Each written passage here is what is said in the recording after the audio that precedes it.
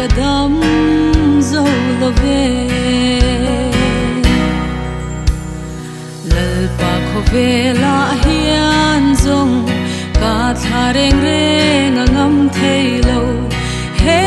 kanun ram hian angai em che oi telo chuan lalpa ka kal thiam love min shoi de la ikong ral muanga siam thar ka ngai e mai ka lali su mi ka san su ka ngai em che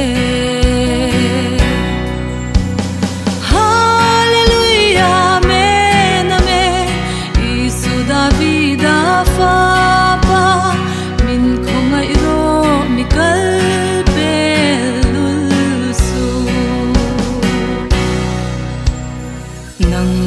kadung lama le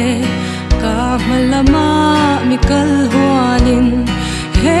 ka shinglun hi mi en chwa ka I mi siam thar hi ka van ngai em lalpa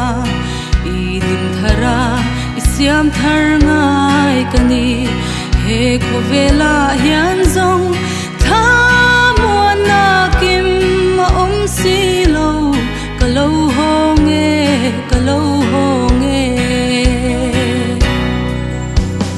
hallelujah amen amen isu da vida fa pa min khongai ro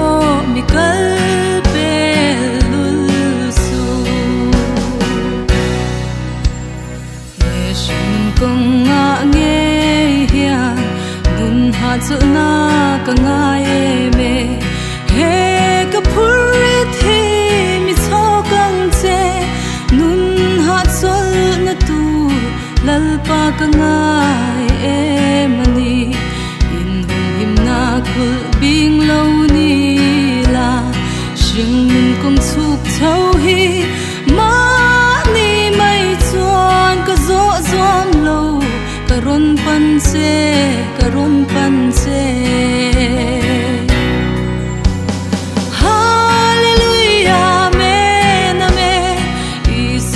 vida fa pa min khongai ro mi kal pelul su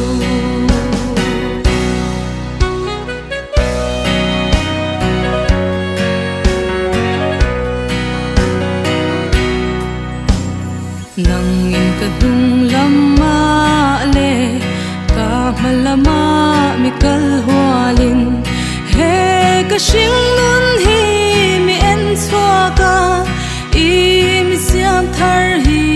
ka van ngai em lalpa I din thara I siam thar ngai kani he ko vela hian zong